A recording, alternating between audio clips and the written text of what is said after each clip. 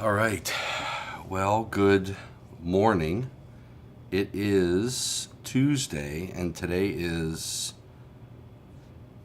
IAEI News Live Tech Tuesday. So I'm here at the Electrical Safety Workshop. Hey, Alan, where are you, buddy? Man, we miss you. I'm at the Electrical Safety Workshop, IEEE ESW.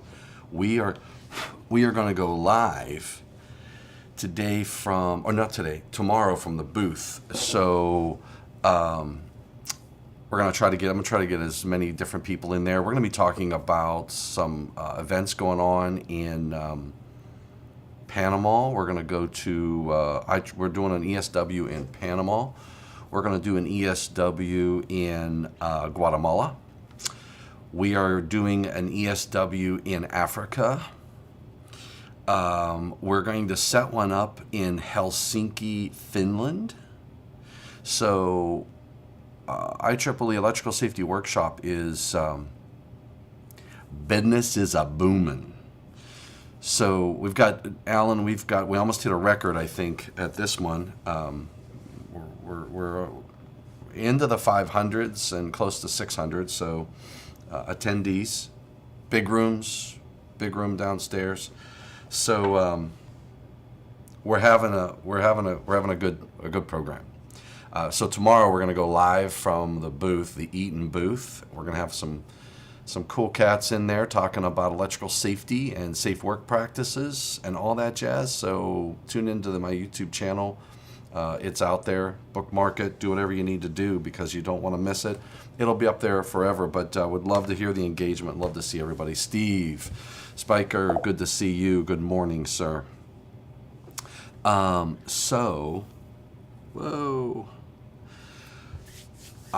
wanted to start a series that focuses on data centers. You know, a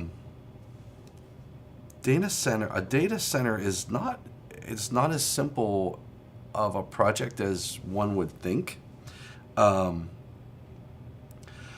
know what I call it, Alan? I call it a lot of opportunities to learn something when you're dealing with a data center. There's just it's just an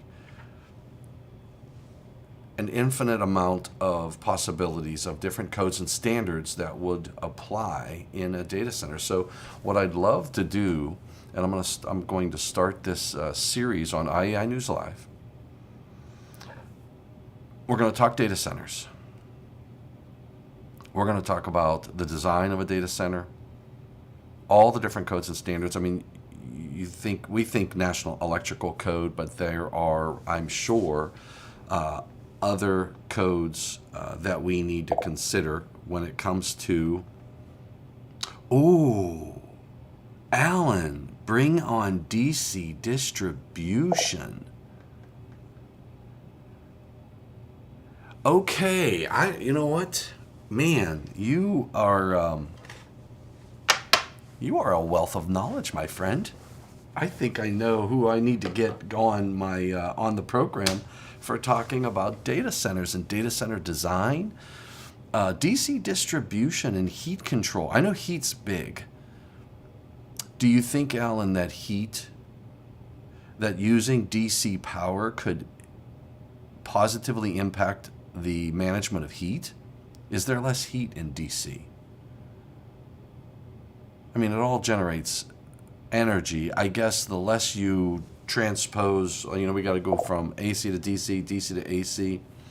Yes, I do, Alan. I've got your number, buddy.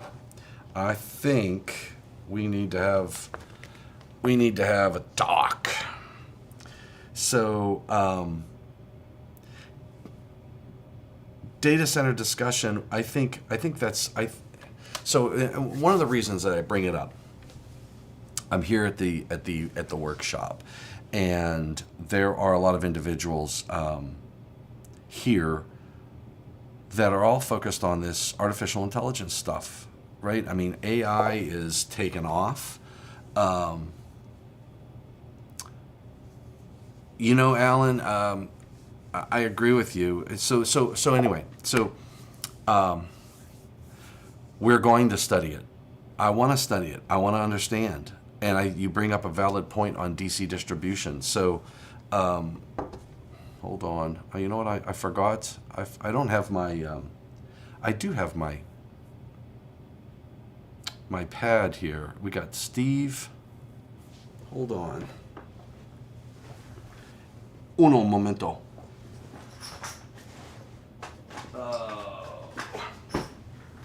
It's not in there. It's in here.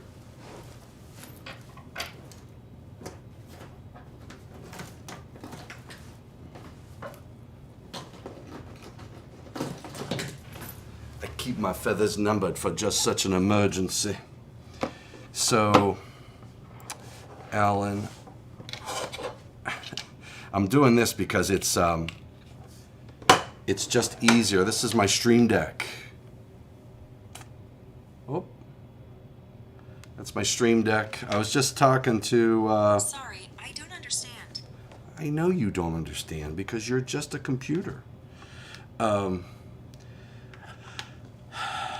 was talking to some people last night, and we were talking about my Stream Deck and the setup that we've got going on here, and now that I've got this plugged in, I can do that, and I don't have to, I can even add the last one real quickly. So Alan says he has not studied this, and the discussion was around, got a little hair sticking up. DC distribution may mean less power supplies and less heat, maybe. So I'd love to explore that discussion, and so here's the thought process, Alan. When you think about a data center, you think about it's basically a data center is a room or a building that's designed to house a massive number of computers. And what do we know about computers? We know that computers have power supplies, all these different power supplies, and we're converting AC to DC, and that takes energy, it creates heat. So heat management in a data center is going to be critical. You got to keep it cool. So you're probably going to have a lot of HVAC. So I got to write these things down. Alan, you are the man. I hope you got a camera and all that jazz, because we're going to do a series. So I want to explore all the facets of a data center. Notability. Oh, I got another comment. What is it? Maybe partner with engineering firms who do design data centers for this effort. Oh, Alan, I think you might be right, Rabbit. I look for Rocky in the city. I've got to get I've got to get a data center guy on. That's a good point. And you know what? I'm with a mess of them. Well, that was one of the things that spurred this discussion today. Build in Iceland or Greenland, just to Oh my God. Build in Iceland or Greenland and just ventilate. That's all you need to do. But you're going to have to control the moisture too. But I love the idea. Or, the other thing is, I was just watching TV and they were talking about these mines where they store records and whatnot. It's all underground, so it's probably all at the same temperature. What a great place to put computers, right? Just put the data center underground in any part of the country. I mean, you don't want to go too deep because I think the core of the earth is like a lava or something. I don't know. Anyway, so I'm here at the Electrical Safety Workshop, and I'm meeting so many different people from companies that are data-driven. Anywhere from Google to Microsoft to, I saw Dell. I was in the elevator with a guy from Dell. A lot of people really focused on data centers, and I think, in my opinion, it's because of the rise of all of these artificial intelligence, and I believe AI is a power-hungry technology. Steve, data centers will share typical problems with transmitter facilities, high power requirements, high HVAC, and frequently poorly planned electrical installations and working spaces. Oh man, you know what, Steve? That's like that. So let me ask you. So I know when I dealt with, I went to a few grow facilities, and the one guy at the grow facility, and he said it's not a joke. He says the problem with our grow facility is we're growing. They keep expanding into new buildings, and the infrastructure wasn't designed for that. Are you suggesting that data centers have a similar growth issue? Or is a data center a set it and forget it type of a structure? AI needs about 10 times the energy of a Google search. Yeah, that is what I'm told. So, I need my spectacles. So, oh man, you guys are chatty this morning. I love it. Problems arise when growth was not electric. Yeah. And the facility is maxed without room for additional electrical equipment. I don't disagree with you, Steve. Now, here's my thought. So what do we know about data centers? Data centers. Ooh. Do you think? Can I? I'm going to try this. Me and iPad. No. Doesn't want to do it. I thought I could do that. It's not plugged into my computer. I got cables. Cables? You asked for cables? I'm in a wireless world. What are you talking about? We don't have cables in a wireless world. Come on. We're all wireless. You know, it's a misnomer. I just had this discussion. I was talking to somebody about... there's probably people out there who are going to hate me in a minute right now, but we were talking about sustainability. And a gentleman made the comment to me. He said, we talk about sustainability. He says, a windmill, for example. He said, he goes, I've been in windmills. He said, I've worked with windmills, and he goes, at the top of the windmill, you have these blades that are not... You have these blades that are not recyclable, and they go into a landfill. And he says, and at the bottom you have this gear that's made with SF6, which is one of the most dangerous gases to the environment. And he says, what's sustainable about a windmill? And oh my gosh, he sparked a debate. But I learn in debates. I learn a lot. I just sit, listen, and consume. And sometimes I share my opinion, and sometimes I don't.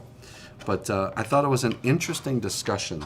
And then he brought up compact fluorescents, when compact fluorescents were the thing, and all that jazz. But in any case, all right. Oh man, Steve Allen says I still use the ESB mouse instead of a wireless mouse. I hate batteries. I'm not sustainable. But batteries end up in a landfill. The NEC is not responsible for the planning or growth in service. No, you're right. In fact, Steve, there's language in... It's going to be 120 soon. Uh-oh. I don't know what just happened. Something just happened. There's language in 120, which is going to be 120, which is now 220, that says... if you design to these requirements, it may not be suitable for the application, something like that.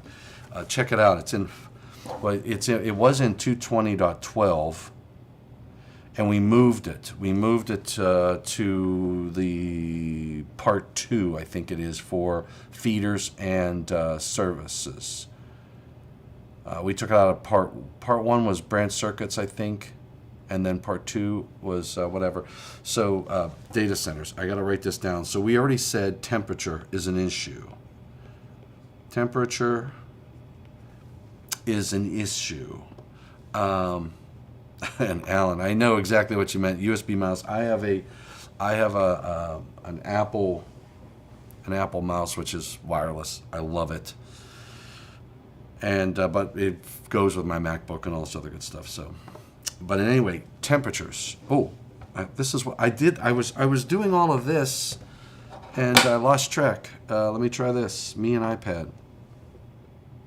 Come on, come on, come on. You can do it. Thomas's iPad. Let's go, buddy. Make it happen. Come on. There you go. That's a boy. All right, so let me get this down. So we got data centers. We know temperature. Oh, up. We got. Steve says the same thing happens in transmitters.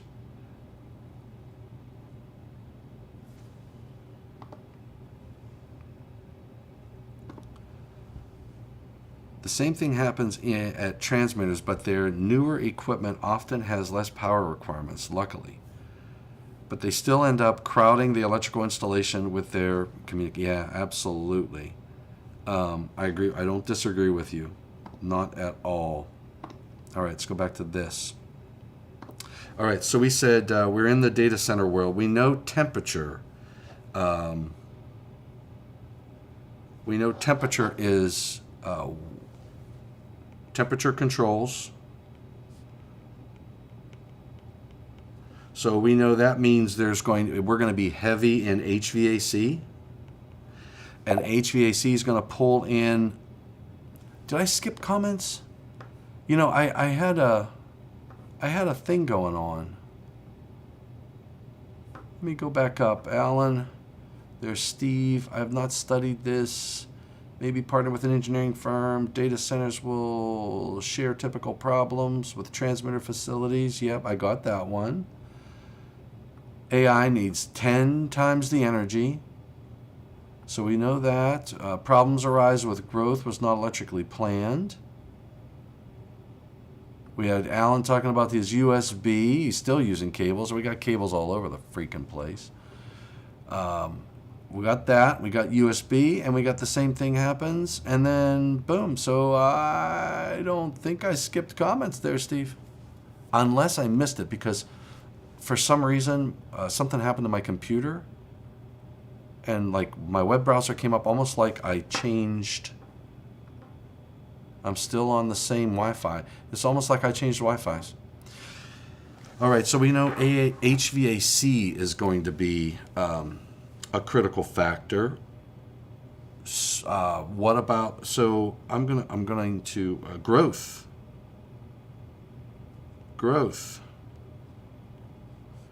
and expansion, load calculations. Right? We said load calculations. Article 220. 220.12, it's a note. Not designed, etc. The code isn't a design manual or anything like that. A broad subject that deserves a series of videos. Yes, Steve, and I think we're going to do that on IEI News Live. What I like about that forum is we'll have a good discussion. We'll get some plan reviewers. Hopefully, David Engelhardt will join in. He probably has inspected or done a plan review for data center. I mean, he's out of Florida. I'm in Florida.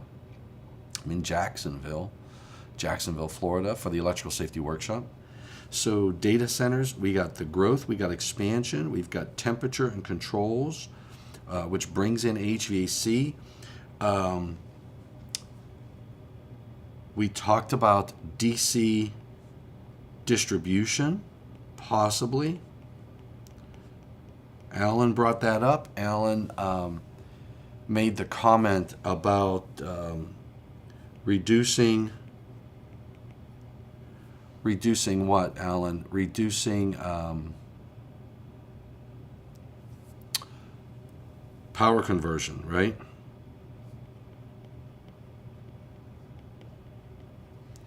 Because, and that, so I guess the theory there is, can that reduce heat? I guess that's the goal. I mean, if you think about it, if you're designing something that is heat intensive, it creates its own heat, and that will destroy itself. So like an LED, like LED lighting. You have LED lighting which generates heat, and that heat will destroy the LED. So we have to have heat sinks. We have to get the heat away from the material that's doing the work. So data center is very similar. I'm guessing that a large data center. Hold on, Alan.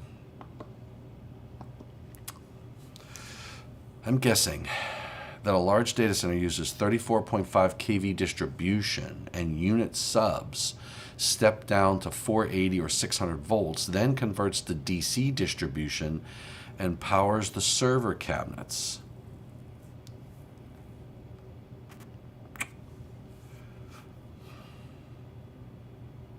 So now we're bringing in medium voltage applications.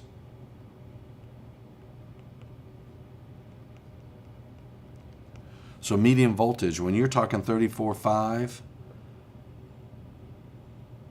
I don't disagree with you, Alan. You're probably coming in at a medium voltage level, whatever that is, whether it's 34.5 or whatever it is, 34.6, whatever it takes. So you've got medium voltage, and then you step down to a low voltage that is manageable.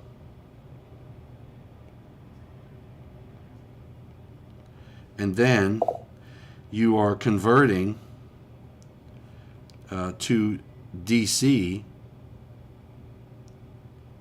at the PD. Is it the PDU or at the computers?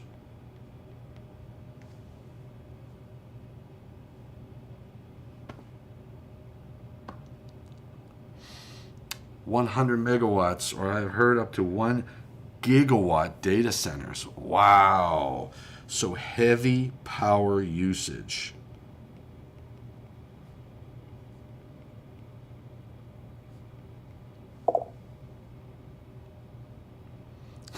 Prince of Peanuts. Prince of Peanuts weighs in. That's a lot of data. You're absolutely right. And I love the icon, Prince of Peanuts. That's pretty cool. Steve Spiker. Steve, heat is a very high concern. These facilities generate heat 24/7. Yeah, that's the other issue. 24/7, 365, and require redundancy in HVAC systems. Manual joules calculations must be carefully done, accounting for all weather conditions. Yeah. Heavy power usage. So heat and temperature, all weather. You know what? That's all weather conditions. That's a lot of planning. So if I think about the codes and standards relating to a data center, I love it. So when I think about a data center, NFPA, what is the NFPA document? There's an NFPA document. Is it 75? It's not 78. It's not 70. It's not 73. What is NFPA? Hold on. Let me log into Link. I am logging into Link. as we speak.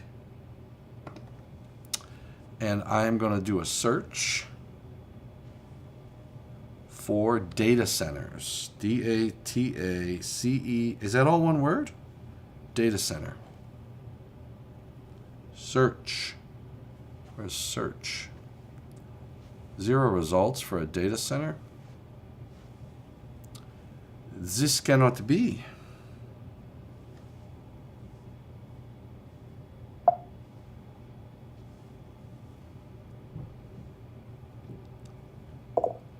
Data center. Return. All right. NFPA 75. So NFPA 75 is the document. So I thought it was 75. View all publications. We type in the number 75. And there is NFPA 75. It's on the 2024 edition. It's titled The Standard for the Fire Protection of Information Technology Equipment.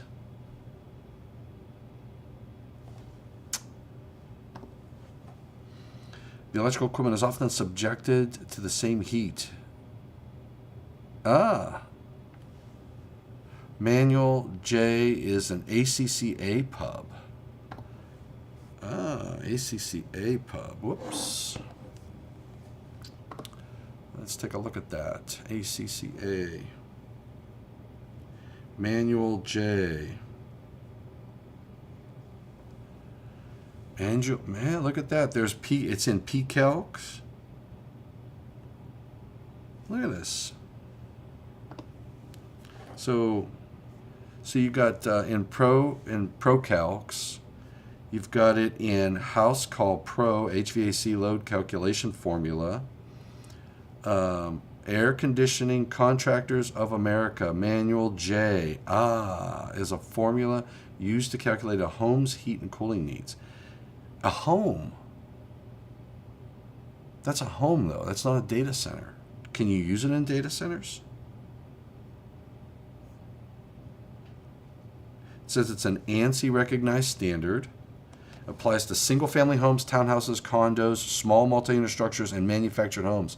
I don't think you can use it for a data center. Because of that word right there. Whoa. Because of this right here, it applies to single-family homes, townhomes, condominiums. So you got single-family, townhomes, condominiums, multi-unit structures, and manufactured homes. But there probably is something very similar for, well,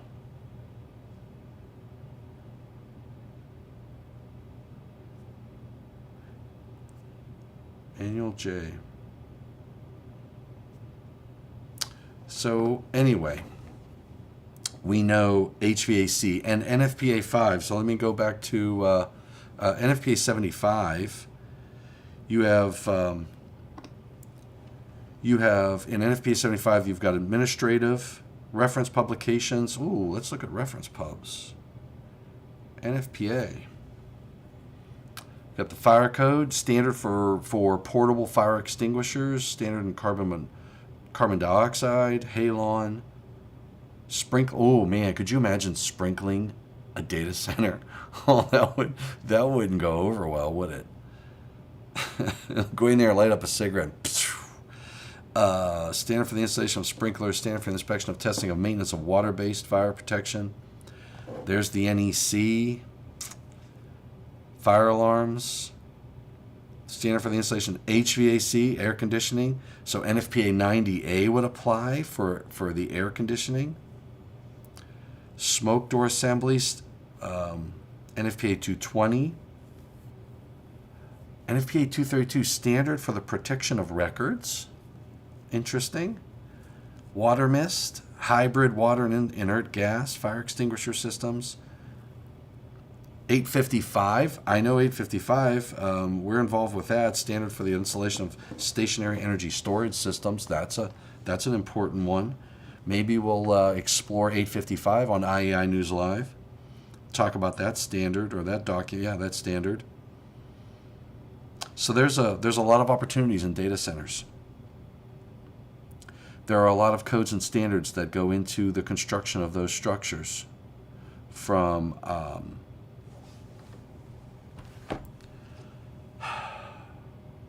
I got to think about working space too.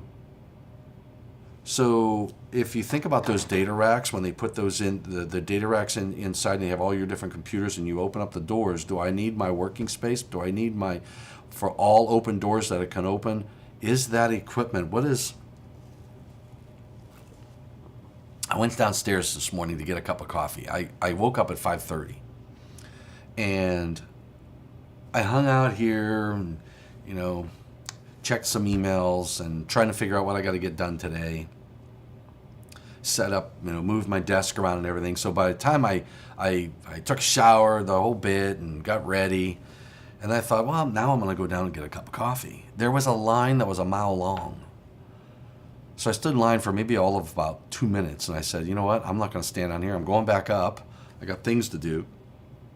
And then I went back down and I got my coffee, and the line was so much better here in the hotel. It's like that must be the only place downstairs. We're at the Hyatt in Jacksonville, Florida. So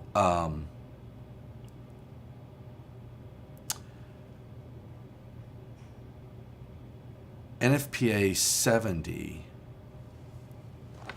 has working space requirements, right?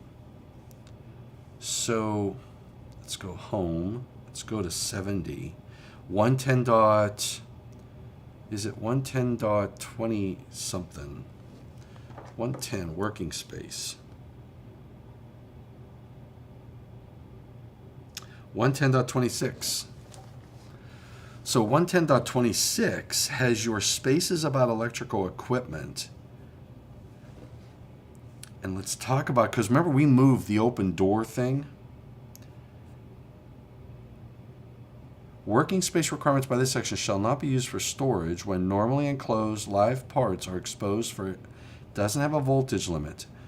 Minimum required, at least one entrance of sufficient area shall be provided to give access to and egress from the working space about electrical equipment. You have large equipment, so now what a data center, so here it is, 1200 amps and above. I'm not sure how many amps each of those structures can pull. But if they're 1200 amps or more, 6 feet wide, then we have large equipment requirements.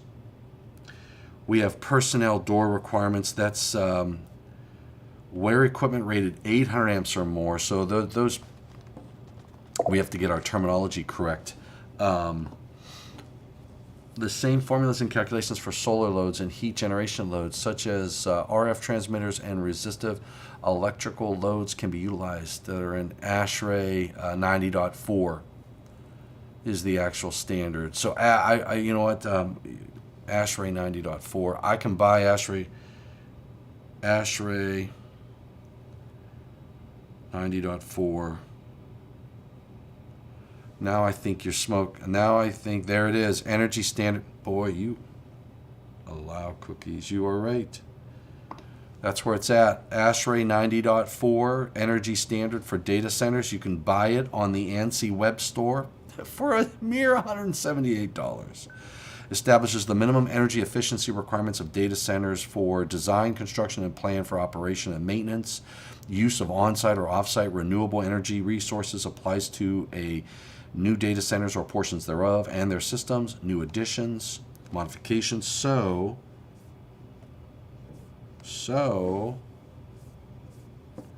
geez, oh man.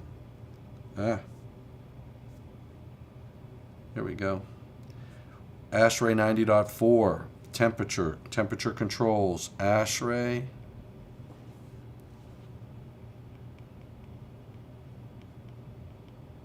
90.4. All right. So that's the stuff I want to I want to dig in and take a series and dig into data centers. I'm getting caught up in getting it done, but I want to do that as part of the IAEI's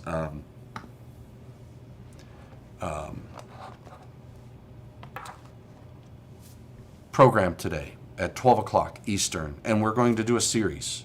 So hopefully we'll have Steve there, and you know, if we're lucky, the Prince of Peanuts will show up. ASHRAE 90.4 focuses on energy efficiency and must be used, but designers often worry more about actual temperature and humidity control than efficiency of electric usage. Oh, yeah. You know, that's a good point. So let me ask you.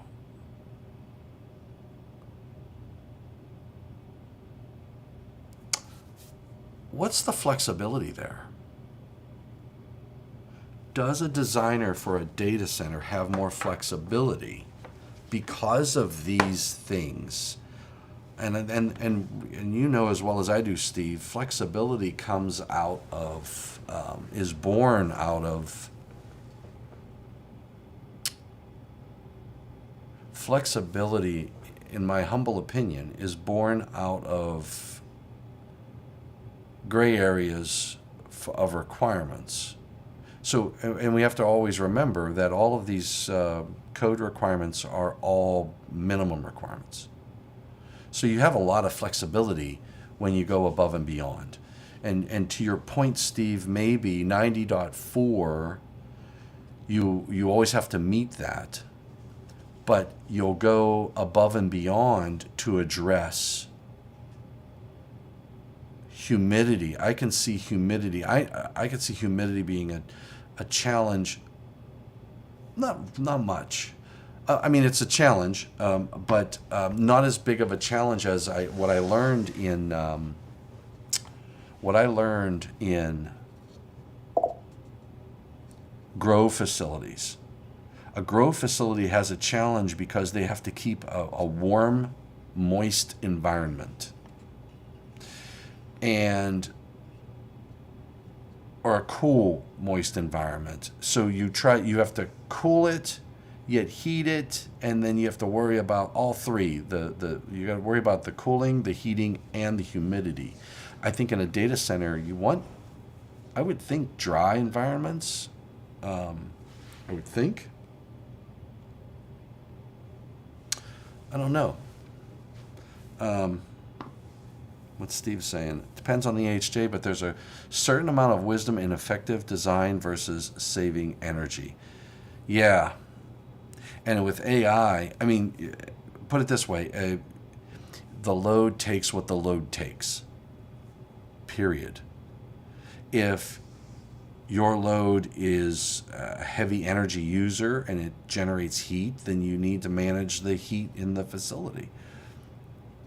ASHRAE can't tell you, at least in my opinion, I've got to look at 90.4 a little bit more, but I don't think ASHRAE can tell you that, well, yeah, that GPU takes a little bit more energy, so you just can't use it in a building.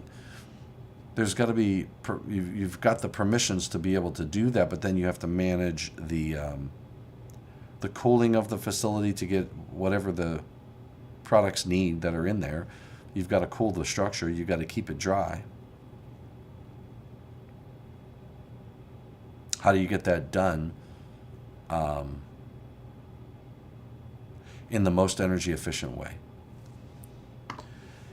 All right, so are you all ready for an IAEI News Live that digs into the nitty-gritty, the fun around data centers? And if you've never come to a electrical safety workshop, you got to. That's all I can say. You got to get to an IEEE electrical safety workshop at some point in your electrical career. It is focused on electrical safety, which I love. I love to talk safety. I'm delivering a paper today Me and Nihad El Sharif are delivering a paper. I will tell you, in fact, I've got to review the PowerPoint.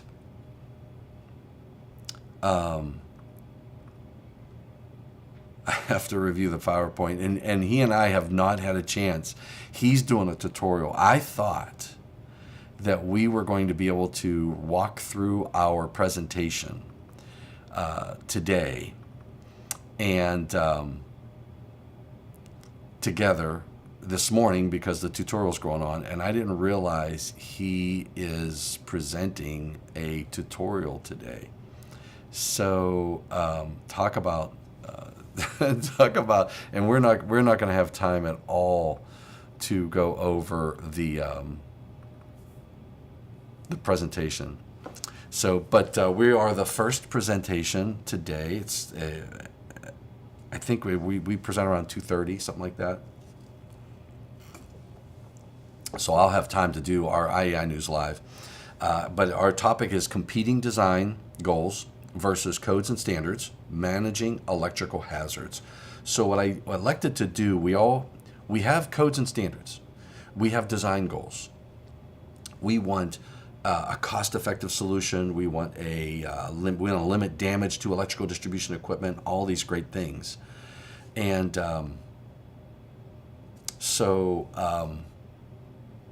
what happens when they conflict with each other? A really good one is selective coordination. I'm adding intentional delays in my power distribution system so that I can isolate faults downstream. Well, when I add intentional delays, in many cases, the incident energy will go up. So how do I handle the incident energy issue? Well, and then I need to employ other technologies to address the higher incident energy. So, and then what does that do? It adds cost to the power distribution system. So now, as a design engineer, you struggle. You're like, I want to be cost effective. I want to manage the risk, and I want to. I have my goals from a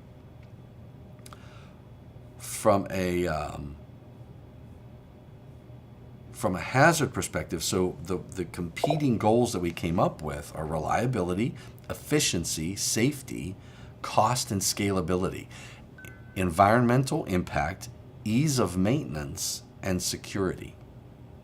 So I can have a very reliable system. Is it going to be cost effective?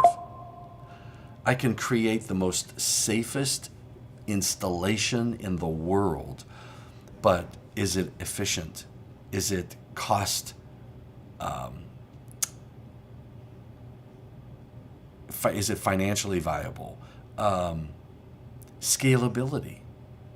So what we did was we said we have to manage these, and we have to understand risk. We have to understand the electrical hazards that we're facing, and then we have to design a system with your eye on electrical safety and these other competing goals of reliability, efficiency, safety, cost, and cost is a big one, scalability, environmental impact, ease of maintenance, and security.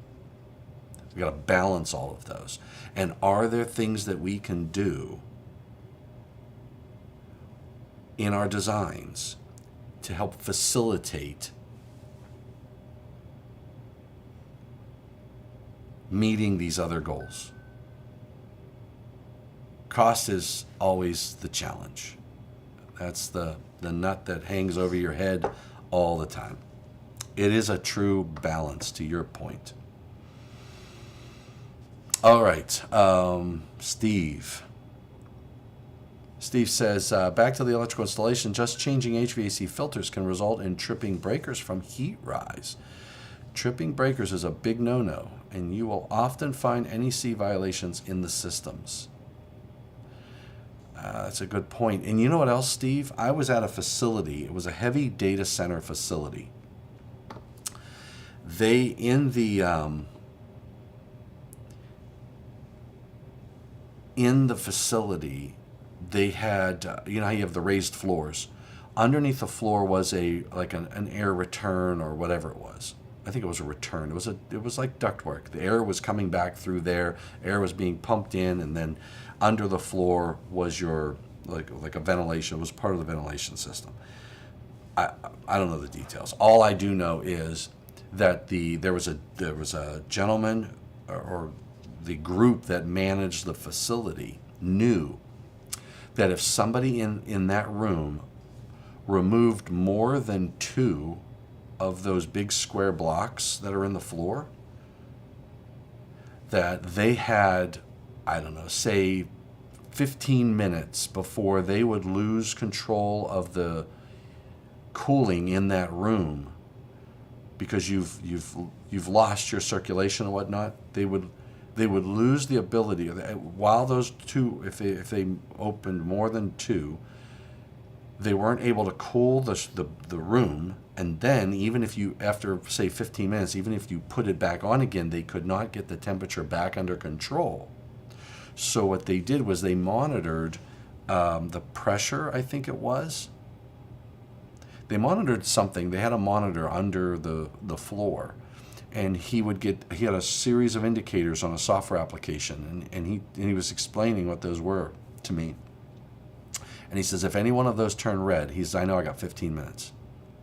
If I can't call that room, tell them to put that third one back down within 15 minutes, or run down to that room and get it put back down, and so they only had 2 open. He goes, if they didn't do it in 15 minutes, I'd have to move everybody out of that pod, they called them pods, and into another pod. And it was like a military thing where there were duplicate pods. He says, I would have to get everybody out of this one and into the second one so that I can get that room back under control.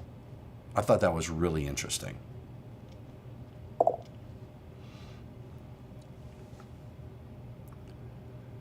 Yes, the heat rises extremely fast. Yeah. They were smart to figure out a monitoring system. Yeah, I know. And he figured it out. He was a really smart dude. When I was working at that facility, I don't necessarily want to say where it's at, but when I was working at that facility, he was showing me all the different, I mean, it was double-ended switchgear after double-ended switchgear. There were battery rooms, and it was just a phenomenal place. But he had controls in there, and it was like, he told me, he says, it's like a Swiss watch. He said, I know. He had all of these little settings and these little indicators on a panel that they had 2 different monitors, like 3 different, I think they were running either Wonderware or Iconics. I think it was Wonderware. It may have been Iconics. I think we moved to Iconics. We moved him over to Iconics for that application, and he was redoing all of those I think that's what we did. I can't remember. But he had the HMIs going, and he knew he was communicating to the HVAC system. He was communicating. He had sensors installed for his specific reasons, and he built those indicators and the alarming signals based on his history and knowledge in that facility. He was there for years, and he knew whenever he would come across a problem and they would move somebody from one pod to another, he would go in and try to figure out what the problem was, and then he would put sensors in place on all of the pods. It was a huge facility, still is a huge facility, and he would put these sensors in and create trigger points to avoid the problem that he had, and he could tell you the day. You know, he had a notepad, I mean, this guy was really sharp, and he was very creative. There's a difference. It's a good attribute to be sharp like that and creative. So brought some really neat solutions to the table. I learned a lot during those days. All right, guys, I've gone on too long. I got carried away. I'm going to see you guys and gals and cats and jammers and Bernsteins and Steves and Prince of Peanuts and hopefully more you guys and gals at 12 o'clock Eastern. I will be probably in my sport coat with my tie, because after this I got to run downstairs and do my presentation. It's at 2:30, but I don't want to miss opening remarks and all that jazz. All right, guys and gals, have a good day. Thanks for all that you do for the electrical industry. Thanks for what you do for electrical safety. And remember to stay safe and please, by all means, stay healthy. Oh, and Robert, I got to go, buddy. I got to get some work done. Thanks for joining in. Watch the program and see you, Robert, at 12 o'clock Eastern. Take care.